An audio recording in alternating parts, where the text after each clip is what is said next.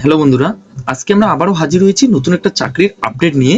এখানে যেটা বলা হয়েছে combination higher secondary 10+2 level examination 2024। তো এখানে আপনারা দেখতে পাচ্ছেন এসএসসির মাধ্যমে কিন্তু এই নিয়োগ বিজ্ঞপ্তিটি প্রকাশ করা হয়েছে।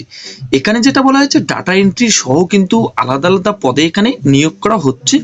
এখানে যেটা বলা হয়েছে, এখানে সবার প্রথমে আপনারা দেখতে পাচ্ছেন date of submission of online application. তো এখানে আপনারা পারবেন 8/4/2024 থেকে 7/5/2024 পর্যন্ত কিন্তু এখানে আপনারা অনলাইনে আবেদন করতে পারবেন।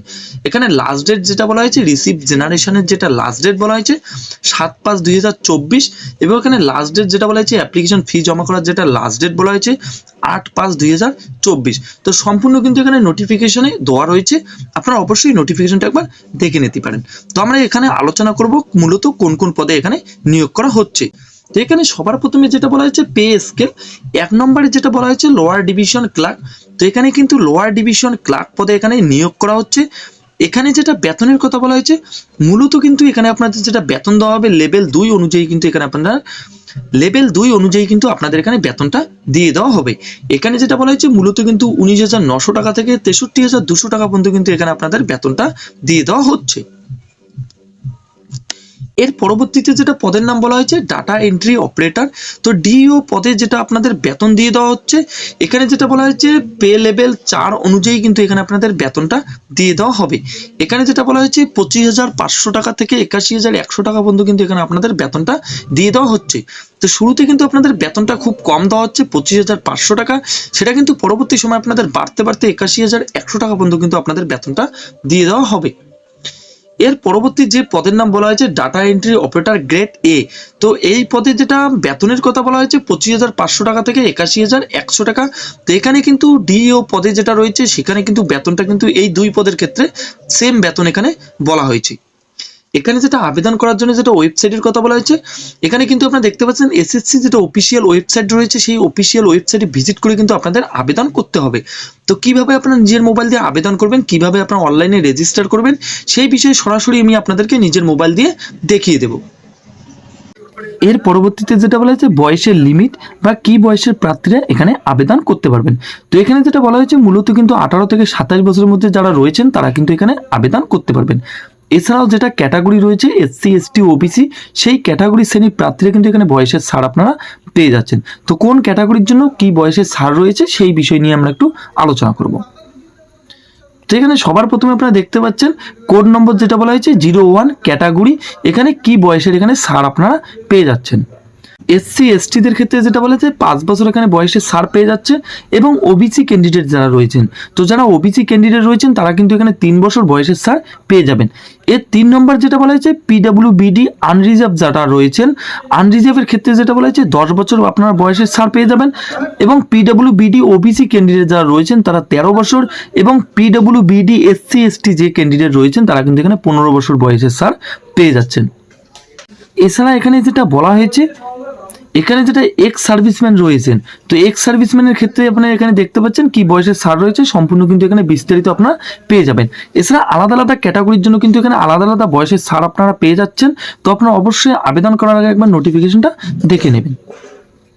এর পরবর্তীতে আমরা চলে এসেছি এডুকেশন কোয়ালিফিকেশন, কোন পদের জন্য কি এখানে এডুকেশন কোয়ালিফিকেশন চাওয়া হয়েছে বা কি শিক্ষাগত যোগ্যতায় আপনারা এখানে আবেদন করতে পারবেন। তো এখানে যেটা মূলত সবার প্রথমে আপনারা দেখতে পাচ্ছেন DEO data entry operator grade 1 এর ক্ষেত্রে যেটা শিক্ষাগত যোগ্যতার কথা বলা হয়েছে, এখানে কিন্তু শুধুমাত্র মাধ্যমিক পাস যদি আপনারা করে থাকেন, তার সঙ্গে যেটা বলা হয়েছে সায়েন্সে কিন্তু আপনাদের যে সাবজেক্টের কথা বলা হয়েছে আপনাদের কিন্তু ম্যাথামেটিক্স আপনাদের কিন্তু সাবজেক্ট থাকা অনিবার্য। তো যে কোনো বোর্ড থেকে আপনার উচ্চ মাধ্যমিকে যদি আপনারা সায়েন্স নিয়ে যদি পাস করে থাকেন তবে কিন্তু আপনারা এই পদের জন্য আবেদন করতে পারবেন। এর পরবর্তীতে যেটা বলা হয়েছে 2 নম্বর যেটা পদের কথা বলেছে ডিইও গ্রেড 1। তো এখানে কিন্তু ডিইও মূলত দুটি পদ রয়েছেন। তো এখানে ডিইও পদের ক্ষেত্রে যেটা বলা হয়েছে শুধুমাত্র যদি আপনারা উচ্চ মাধ্যমিক পাস করে থাকেন তবে কিন্তু আপনারা এই পদের জন্য আবেদন করতে পারবেন। এর পরবর্তীতে যেটা বলা হয়েছে হাউ টু অ্যাপ্লাই, এখানে আপনারা কিভাবে আবেদন করবেন। তো এখানে যেটা বলা হয়েছে মূলত কিন্তু অনলাইনের মাধ্যমে আপনাদেরকে আবেদন করতে হবে। আপনারা অনলাইনে যেটা আবেদন করবেন সেটা কিন্তু আপনাদের এসএসসি যেটা অফিসিয়াল ওয়েবসাইট রয়েছে সেই অফিসিয়াল ওয়েবসাইটে ভিজিট করে কিন্তু আপনাদেরকে আবেদন করতে হবে। পরবর্তীতে আপনারা কিভাবে আবেদন করবেন, কি রেজিস্টার করবেন সেটা আমি সরাসরি আপনাদেরকে দেখিয়ে দিচ্ছি। এখানে আপনারা আবেদন করার জন্য যেটা বলা হয়েছে, সবার প্রথমে আপনাদেরকে এসএসসি যেটা অফিসিয়াল ওয়েবসাইট রয়েছে সেই অফিসিয়াল ওয়েবসাইটে কিন্তু আপনাদেরকে ভিজিট করতে হবে। অফিসিয়াল ওয়েবসাইটে ভিজিট করার পর আপনাদের কাছে এরকম একটা নতুন পেজ চলে আসবে। তো এখানে নিচের দিকে আপনারা দেখতে পাচ্ছেন অ্যাপ্লাই বলে একটা অপশন রয়েছে। তো সেই অ্যাপ্লাই অপশনে আপনাদের সবার প্রথমে ক্লিক করতে হবে। আবেদন করার জন্য যেটা অফিসিয়াল ওয়েবসাইট রয়েছে সেই অফিসিয়াল ওয়েবসাইট আমি ডিসক্রিপশনে দিয়ে দেবো, সেখান থেকে ক্লিক করে সরাসরি আপনার এই পেজে আসতে পারবেন। তো এখানে অ্যাপ্লাই বলে যে অপশন রয়েছে, সবার প্রথমে আপনাদেরকে অ্যাপ্লাই অপশনে ক্লিক করতে হবে। এই অপশনে ক্লিক করার পর আপনাদের কাছে আরেকটা পপ আপ চলে আসবে। তো এখানে আপনারা দেখতে পাচ্ছেন কম্বিনাইট হায়ার সেকেন্ডারি লেভেল 10+2 এক্সামিনেশন 2024। তো এখানে অ্যাপ্লাই বলে যে অপশন রয়েছে সেই অ্যাপ্লাই অপশনে কিন্তু আপনাদেরকে ক্লিক করতে হবে। ক্লিক করার পর যেহেতু আপনারা প্রথমবার ভিজিট করবেন, তার জন্য সবার প্রথমে নিচের দিকে আপনারা দেখতে পাচ্ছেন রেজিস্ট্রেশন নাও বলে একটা অপশন রয়েছে। তো সেই রেজিস্টার নাও অপশনে আপনাদেরকে সবার প্রথমে ক্লিক করে দিতে হবে। রেজিস্টার নাও অপশনে ক্লিক করার পর এখানে দেখতে পাচ্ছেন আপনাদের কাছে এরকম একটা নতুন পেজ চলে আসবে। তো কি কি প্রসেস এখানে বলা হয়েছে, ক্যান্ডিডেট রেজিস্ট্রেশন করার জন্য কি কি প্রসেস রয়েছে সম্পূর্ণ কিন্তু এখানে বিস্তারিত দেওয়া রয়েছে। আপনারা একে একে সম্পূর্ণ আপনারা দেখে নিতে পারেন। তো এখানে নিচের দিকে আপনারা কন্টিনিউ বলে একটা অপশন পেয়ে যাবেন, সেই কন্টিনিউ অপশনে আপনাদেরকে ক্লিক করতে হবে। করার পর আপনাদের কাছে একটা নর্মাল রেজিস্ট্রেশন ফর্ম চলে আসবে। তো এখানে আপনারা কীভাবে রেজিস্টার করবেন, যেভাবে নর্মাল অ্যাপ্লিকেশন ফর্ম রেজিস্টার করা হয় বা ফর্ম ফিল আপ করা হয়, সেভাবে আপনাদের একে একে আপনাদের এই অ্যাপ্লিকেশন ফর্মটিকে সম্পূর্ণ ফিল আপ করতে হবে। সম্পূর্ণ ফিল আপ করে দেওয়ার পর যেটা বলা হয়েছে, নিচের দিকে আপনারা পেয়ে যাবেন সেভ অ্যান্ড নেক্সট বটন। তো সেভ অ্যান্ড নেক্সট বটনে আপনাদেরকে ক্লিক করে দিতে হবে।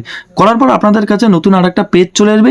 সেই পেজে আপনাদের যাবতীয় তথ্য যে ডিটেলস রয়েছে সেই ডিটেলস দিয়ে কিন্তু আপনাদের সম্পূর্ণ ফর্মটিকে ফিল আপ করতে হবে। করার পর আপনাদের যে লগ ইন আইডি এবং পাসওয়ার্ড দেওয়া হবে, সেই লগ ইন আইডি পাসওয়ার্ড দিয়ে কিন্তু আপনাদের লগ ইন করে নিতে হবে। লগ ইন করার জন্য সবার প্রথমে আপনাদেরকে রেজিস্টার নম্বর এবং আপনাদের যেটা পাসওয়ার্ড আপনাদের এসএমএস এর মাধ্যমে প্রোভাইড করা হবে সেই পাসওয়ার্ড আপনাদের এখানে দিতে হবে। এবং পাসওয়ার্ড দিয়ে দেওয়ার পর আপনাদের যেটা ক্যাপচা কোড রয়েছে সেই ক্যাপচা কোডটা দেখে দেখে আপনাদের এখানে বসিয়ে দিয়ে লগ ইন অপশানে ক্লিক করলে কিন্তু আপনাদের লগ ইন হয়ে যাবে। লগ ইন করার পর আপনাদের কিছু ইনফরমেশন চাওয়া হবে, যেমন অ্যাড্রেস ডিটেলস, আপনাদের ডকুমেন্ট সম্পূর্ণ কিন্তু আপনাদের জায়গা বিশেষে আপলোড করে দিতে হবে এবং সবার শেষে আপনাদের ফটো এবং সিগনেচার কিন্তু আপনাদের আপলোড করে দিতে হবে। তো আপলোড সম্পূর্ণ হয়ে গেলে আপনার সাবমিট বাটনে ক্লিক করলে আপনাদের আবেদন প্রক্রিয়া সম্পূর্ণ হয়ে যাবে। তো আপনাদের আবেদন করতে যদি কোনো রকম অসুবিধা হয় অবশ্যই আমাকে কমেন্টস বক্সে জানাতে পারেন। এছাড়াও আবেদন করার যেটা লিঙ্ক রয়েছে সেটা আমি হোয়াটসঅ্যাপ এবং টেলিগ্রাম গ্রুপে দিয়ে দেবো, আপনারা সেখান থেকে সরাসরি আবেদন করতে পারবেন। তো এখানে যদি আপনাদের আবেদন করতে কোনো রকম অসুবিধা হয় অবশ্যই আমাকে কমেন্টস বক্সে জানাতে পারেন, আমি যথার্থ চেষ্টা করব আপনাদের উত্তর দেওয়ার জন্য। তো এই ছিল আজকে কিছু গুরুত্বপূর্ণ আপডেট। দেখা হচ্ছে পরবর্তী একটা নতুন চাকরির খবরে। ততক্ষণের জন্য ভালো থাকবেন, সুস্থ থাকবেন, ধন্যবাদ।